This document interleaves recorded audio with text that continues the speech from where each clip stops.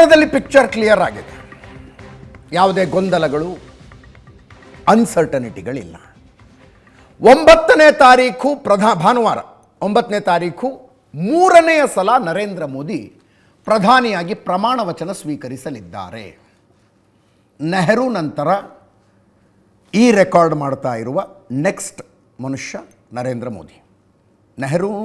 Pandit Jawaharlal Nehru back to back 3 ಸಲ ಗೆದ್ದಿದ್ರು. 1952, 1957, 1962. ಹಾಗೆ ಮೋದಿ 2014, 2019, 2024 3ನೇ ಸಲ. 60 ವರ್ಷಗಳ ನಂತರ ಈ ದೇಶದಲ್ಲಿ ಒಂದು ರೆಕಾರ್ಡ್ ಕ್ರಿಯೇಟ್ ಆಗ್ತಾ ಇದೆ. ಬಟ್ ಆಗಿನ ಸನ್ನಿವೇಶನೇ ಬೇರೆ, ಈಗಿನ ಸನ್ನಿವೇಶನೇ ಬೇರೆ. ಸ್ವಾತಂತ್ರ್ಯ ಬಂದ ನಂತರ ಮೊದಲ ಚುನಾವಣೆ 1952ರಲ್ಲಿ ನಡೆದಿದ್ದು. ವಿಪಕ್ಷ ಅನ್ನುವ ಕಾನ್ಸೆಪ್ಟ್ ಹೆಚ್ಚು ಕಡಿಮೆ ಇರಲೇ ಇಲ್ಲ ಆವಾಗ. ಈಗ ಹಂಗಲ್ಲ. This is A different scenario. ಆದರೆ 2014-19ಕ್ಕೆ ವ್ಯತ್ಯಾಸ ಏನು ಅಂದರೆ 2014-19ರಲ್ಲಿ ಬಿ ಜೆ ಪಿಗೆ ಮೆಜಾರಿಟಿ ಇತ್ತು ಏಕಾಂಗಿಯಾಗಿ. ಈ ಸಲ ಹಂಗಲ್ಲ. 240ರಲ್ಲಿದೆ, 272 ಮ್ಯಾಜಿಕ್ ನಂಬರು. ಈಗ ಇದನ್ನು ನಿಜವಾದ ಅರ್ಥದಲ್ಲಿ ಮೈನಾರಿಟಿ ಗೌರ್ಮೆಂಟ್ ಇದು, ಬಹುಮತವಿಲ್ಲದ ಸರ್ಕಾರ, ಮೈತ್ರಿಕೂಟದ ಸರ್ಕಾರ.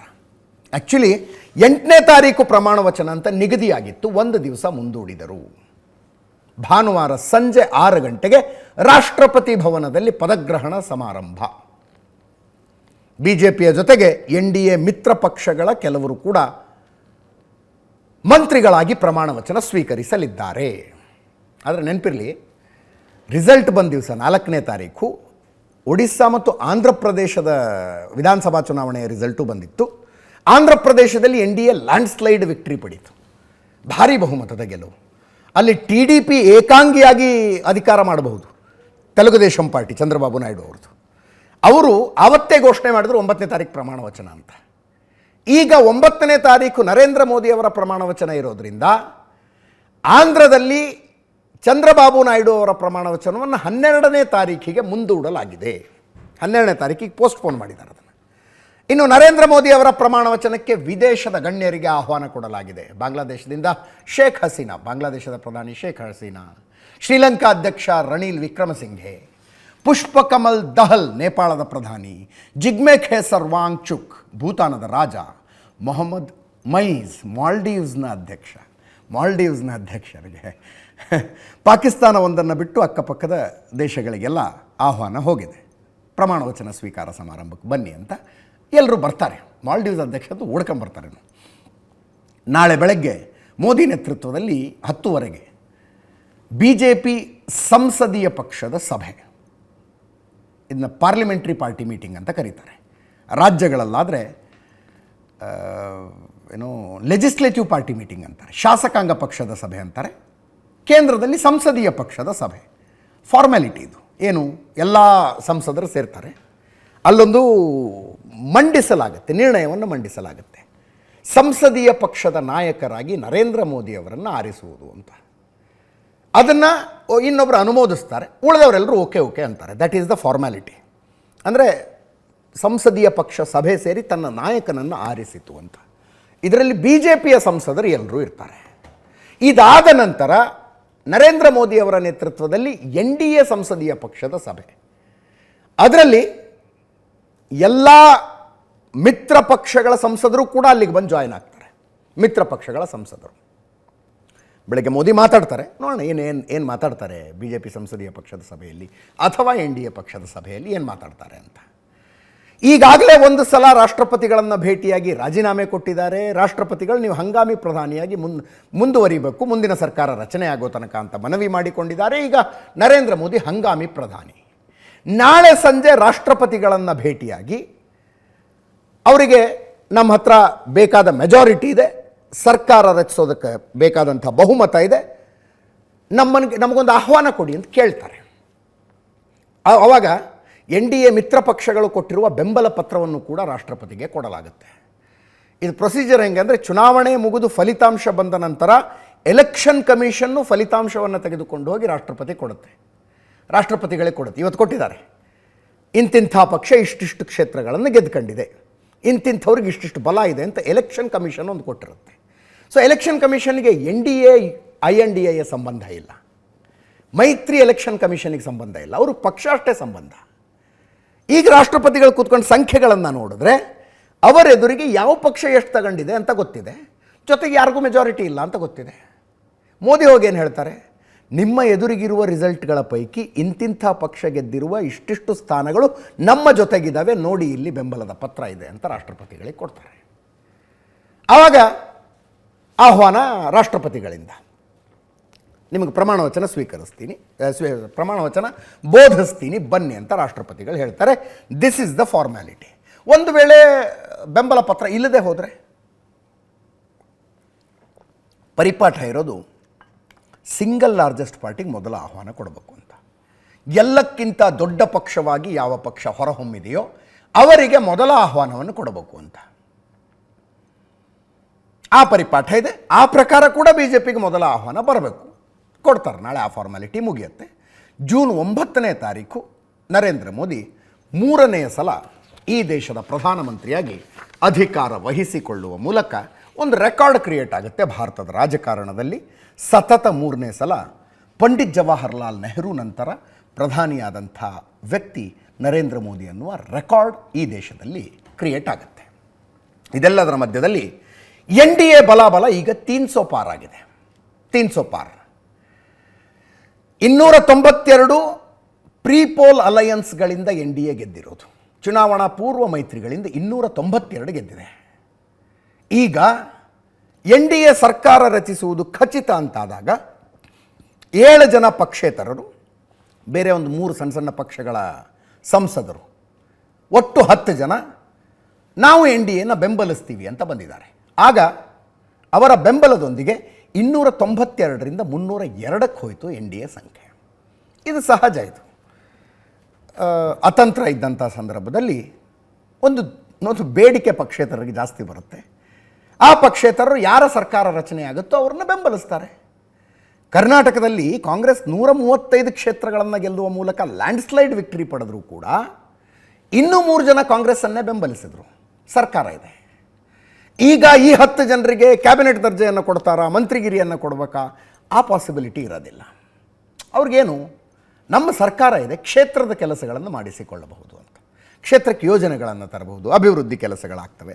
ಈ ಅಂದಾಜಿನ ಮೇಲೆ ಆಡಳಿತ ಪಕ್ಷವನ್ನು ಪಕ್ಷೇತರರು ಬೆಂಬಲಿಸ್ತಾರೆ. ಸಹಜ, ಇದರಲ್ಲಿ ಏನು ಆಶ್ಚರ್ಯ ಪಡುವಂಥದ್ದೇನಿಲ್ಲ. ಆ್ಯಕ್ಚುಲಿ ರಿಸಲ್ಟ್ ಬಂದ ನಂತರ ಅಮಿತ್ ಶಾ ಕಡೆಯಿಂದ ಅವ್ರಿಗೆಲ್ರಿಗೂ ಒಂದು ಅಪ್ರೋಚ್ ಹೋಗಿತ್ತು, ನಮ್ಮನ್ನು ಬೆಂಬಲಿಸಿ ಅಂತ. ಅದು ಲೆಕ್ಕಾಚಾರ ಕೂಡ ಇದೆ. ಅದು ಏನು, 300 ಪಾರ್ ಆದರೆ ಈಗ 292 NDA ಇದೆ, INDA 233 ಇದೆ, 292 NDA, INDA 233, ಅದರ್ಸ್ ಎಲ್ಲ ಸೇರಿ 18 ಜನ ಇದ್ದರು, ಒಟ್ಟು 543. ಈಗ 10 ಜನ ಈ ಕಡೆ ಬಂದರೆ ಏನಾಗುತ್ತೆ? ಅಕಸ್ಮಾತ್ JDUನ ನಿತೀಶ್ ಕುಮಾರ್ 12 ಸ್ಥಾನ ಇದೆ, ಅವ್ರ ಹತ್ರ 12 ಜನ MP ಗಳಿದ್ದಾರೆ. TDP ಚಂದ್ರಬಾಬು ನಾಯ್ಡು ಅವ್ರ ಹತ್ರ 16 ಜನ MP ಗಳಿದ್ದಾರೆ. ಈ 10 ಜನ NDAಯನ್ನು ಬೆಂಬಲಿಸಿದರೆ ಆ ಎರಡೂ ದೊಡ್ಡ ಪಕ್ಷಗಳ NDA ಕೈ ಕೊಟ್ಟರೂ ಕೂಡ ಬೇಕಾದ ಮೆಜಾರಿಟಿ ಇವ್ರ ಹತ್ರ ಇರುತ್ತೆ. ಸುಮ್ಮನೆ ಸಂಖ್ಯೆಗಳನ್ನು ಹೇಳ್ತೀನಿ ನಿಮಗೆ. BJP ಏಕಾಂಗಿಯಾಗಿ 240 ಇದೆ, NDA ಒಟ್ಟಾರೆಯಾಗಿ 292 ಇದೆ. ನಿತೀಶ್ ಕುಮಾರ್ ಮತ್ತು TDP ಸೇರಿ, ಚಂದ್ರಬಾಬು ನಾಯ್ಡು ಸೇರಿ 16 + 12 28 ಇದೆ. 28 292 ಇದ್ದದ್ದು 302 ಆದರೆ ಪಕ್ಷೇತರರು ಮತ್ತು ಇತರ 3 ಸಣ್ಣ ಪಕ್ಷಗಳ ಬೆಂಬಲದೊಂದಿಗೆ -28 ಆದರೂ ಕೂಡ ನಿತೀಶ್ ಕುಮಾರು ಮೈತ್ರಿಯನ್ನು ಬಿಟ್ಟು ಹೋಗಿ, ಚಂದ್ರಬಾಬು ನಾಯ್ಡುನೂ ಮೈತ್ರಿಯನ್ನು ಬಿಟ್ಟು ಹೋದರೂ ಕೂಡ NDAದ ಸಂಖ್ಯೆ 274 ಇರುತ್ತೆ. 274. ಮೆಜಾರಿಟಿಗೆ ಬೇಕಾಗಿದ್ದಷ್ಟು 272, 2 ಸ್ಥಾನ ಜಾಸ್ತಿ ಇರುತ್ತೆ. ಸೊ ಹಂಗೆ ಆಗಲಿಕ್ಕಿಲ್ಲ ಅಂತ ಇವರ ಭರವಸೆ ಇದೆ. ಮುಂದೊಂದು ದಿವಸ ಹೇಳೋದಕ್ಕೆ ಬರೋದಿಲ್ಲ ರಾಜಕಾರಣ ಅಂದರೆ. ನಾನು ನಿಮ್ಮ ಜೊತೆಗಿರೋದಿಲ್ಲ ಅಂತ ನಿತೀಶ್ ಕುಮಾರರು ಮತ್ತು ಚಂದ್ರಬಾಬು ನಾಯ್ಡು ಒಟ್ಟೊಟ್ಟಿಗೆ ಹೇಳಿದ್ರು ಕೂಡ ಸರ್ಕಾರವನ್ನು ಉಳಿಸಿಕೊಳ್ಳುವುದಕ್ಕೆ ಬೇಕಾದ ಸಂಖ್ಯೆ ನಮ್ಮ ಹತ್ರ ಇದೆ ಅಂತ ಗೊತ್ತಿಲ್ಲ. ಅದು ಅಂದರೆ ಅಕಸ್ಮಾತ್ ಅಂಥದ್ದೇನಾದ್ರು ಸನ್ನಿವೇಶ ಬಂದು ಅವರಿಬ್ಬರು ಬಿಟ್ಟು ಹೋಗ್ತೀನಿ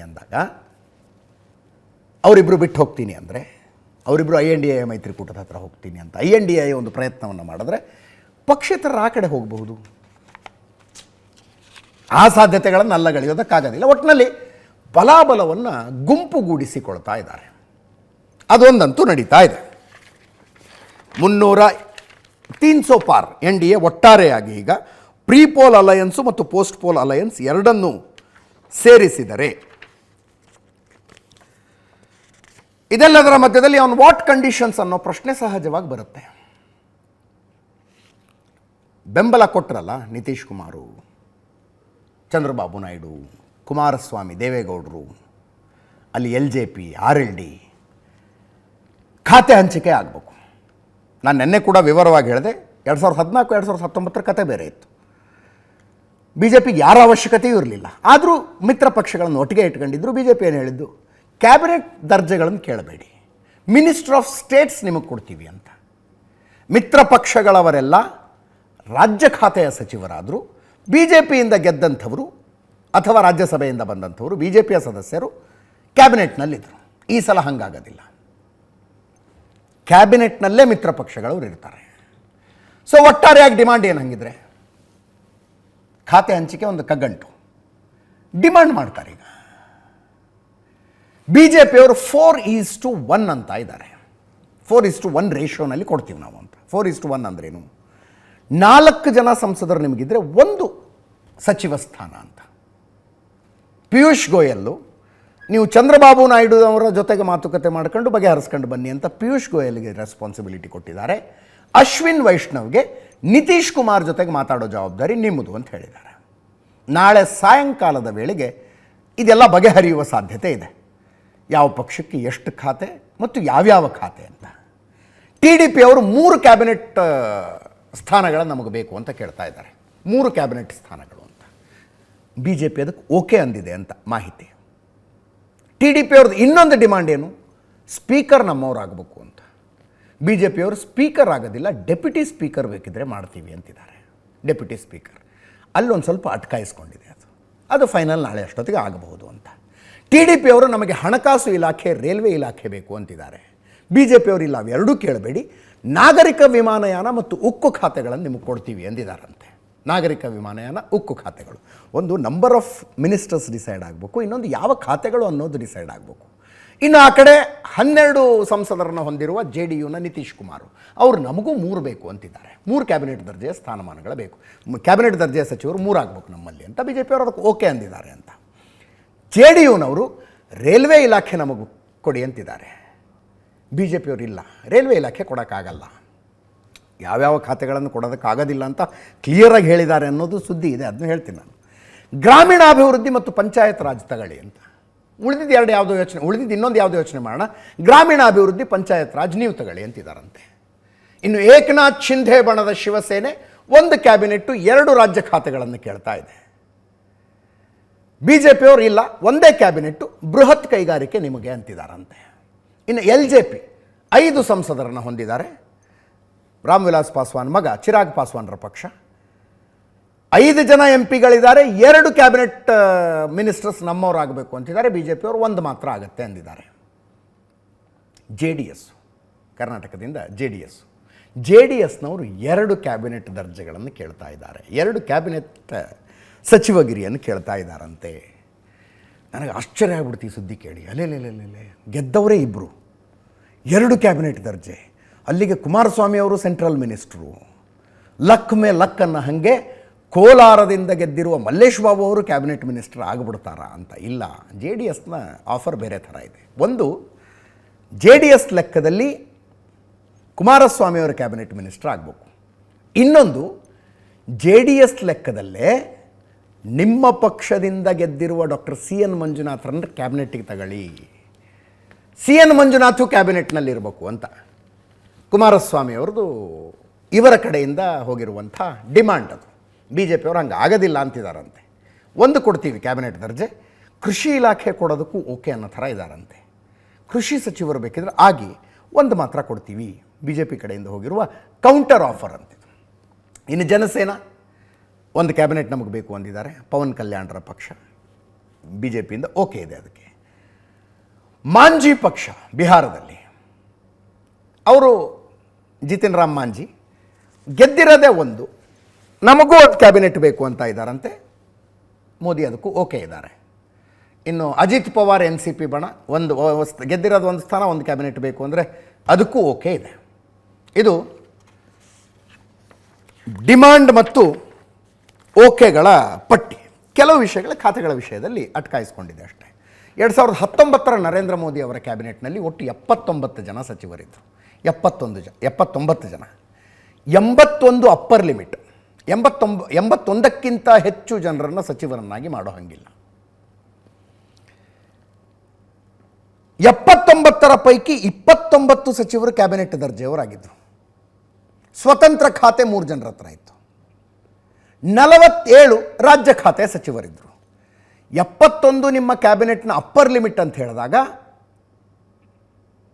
81 ನಿಮ್ಮ ಕ್ಯಾಬಿನೆಟ್ನ ಅಪ್ಪರ್ ಲಿಮಿಟ್ ಅಂತ ಹೇಳಿದಾಗ ಅದರಲ್ಲಿ ಕ್ಯಾಬಿನೆಟ್ ದರ್ಜೆಗಳನ್ನು ನೀವು ಎಷ್ಟಾರು ಕೊಟ್ಕೊಳ್ಳಿ, ಅದಕ್ಕೆ ನಿಯಮ ಅಡ್ಡ ಬರೋದಿಲ್ಲ. ಕ್ಯಾಬಿನೆಟ್ ದರ್ಜೆ ಎಷ್ಟಾರು ಮಾಡ್ಕೊಳ್ಳಿ. ಮೋದಿ ಎಷ್ಟು ಮಾಡ್ಕೊಂಡಿದ್ರು? 29 ಮಾಡ್ಕೊಂಡಿದ್ರು. ಉಳಿದ 47 MOS ಮಿನಿಸ್ಟರ್ ಆಫ್ ಸ್ಟೇಟ್ಸ್ ರಾಜ್ಯ ಖಾತೆಯ ಸಚಿವರು, 3 ಸ್ವತಂತ್ರ ಖಾತೆಗಳನ್ನು ಕೊಟ್ಟಿದ್ದರು. ಈ ಸಲ 81 ಅಪ್ಪರ್ ಲಿಮಿಟ್ ಇದೆಯಲ್ಲ, 81ಕ್ಕೆ 81 ಮಾಡ್ಕೋಬಹುದು ಅಂತ ಈ ಸಲದ ಲೆಕ್ಕಾಚಾರ. 81ರ ಪೈಕಿ 3 TDP, 3 JDU, 1 Shiv Sena, 2 LJP, 1 Jana Sena, 1 Manjhi ಪಕ್ಷಕ್ಕೆ, 1 JDS, NCP 1 ಪಕ್ಷೇತರ 3. ಇಷ್ಟು ಕೊಟ್ಟರೆ ಇನ್ನು 65 ಸ್ಥಾನಗಳು ಉಳಿತವೆ. 65 ಉಳಿತವೆ. ಅವುಗಳನ್ನು BJPಗೆ ಉಳಿಸಿಕೊಳ್ಳೋದು, BJPಗೆ ಇಟ್ಕೊಳ್ಳೋದು ಅಂತ ಇಂಥದ್ದೊಂದು ಸೂತ್ರ ತಯಾರಾದಂಗೆ ಕಾಣಿಸ್ತಾ ಇದೆ. 65. ಇದರಲ್ಲಿ ಇನ್ನೊಂದಿದೆ ಅಂದರೆ, ಕೆಲವು ಖಾತೆಗಳ ವಿಷಯಕ್ಕೆ ಬರಬೇಡಿ ಅಂತಾರಂತೆ. ಎಷ್ಟು? ಯಾವ್ಯಾವುದು? ಹಣಕಾಸು, railway, home ministry, defence ministry, ವಿದೇಶಾಂಗ, ಎಕ್ಸ್ಟರ್ನಲ್ ಅಫೇರ್ಸ್. ಈ ಖಾತೆಗಳನ್ನು ಯಾವ ಕಾರಣಕ್ಕೂ ನೀವು ಮಿತ್ರ ಪಕ್ಷಗಳು ಕೇಳಬೇಡಿ ಅಂತ ಕ್ಲಿಯರಾಗಿ ಹೇಳಿದಾರಂತೆ. ಉಳಿದ ಖಾತೆಗಳ ವಿಷಯದಲ್ಲಿ ಬೇಕಿದ್ರೆ ಚರ್ಚೆ ಮಾಡೋಣ. ಇವು ಕೋರ್ ಡಿಪಾರ್ಟ್ಮೆಂಟ್ಸು. ಈ ವಿಷಯದಲ್ಲಿ JP ನಡ್ಡಾ ಅವರ ಮನೆಯಲ್ಲಿ ನಡೆದ ಸಭೆಯಲ್ಲಿ ಹೇಳಲಾದ ಮಾತು ಇದು ಅಂತಿದ್ದಾರೆ. ಈ ವಿಷಯದಲ್ಲಿ ನೋ ಕಾಂಪ್ರಮೈಸ್ ಅಂತ ಹೇಳಿದ್ದಾರೆ.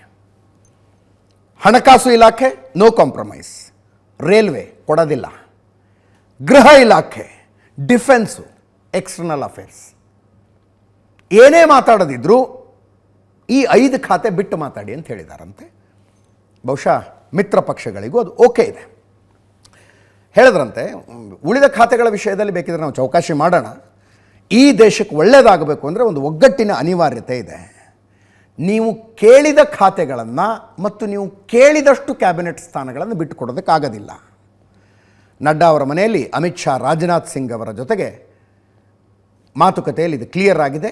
ಈಗ ಚಂದ್ರಬಾಬು ನಾಯ್ಡು ಅವರನ್ನು ಕನ್ವಿನ್ಸ್ ಮಾಡುವ ಜವಾಬ್ದಾರಿ ಪಿಯೂಷ್ ಗೋಯಲ್ದು, ನಿತೀಶ್ ಕುಮಾರ್ ಜೊತೆಗೆ ಮಾತಾಡುವ ಜವಾಬ್ದಾರಿ ಅಶ್ವಿನ್ ವೈಷ್ಣವ್ದು. ಇಷ್ಟಾಗಿದೆ ಈಗ.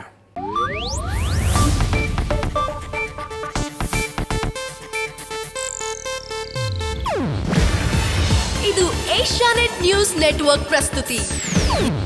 ನೀವು ನೋಡ್ತಿದ್ದೀರಾ ಏಷ್ಯಾನೆಟ್ ಸುವರ್ಣ ನ್ಯೂಸ್.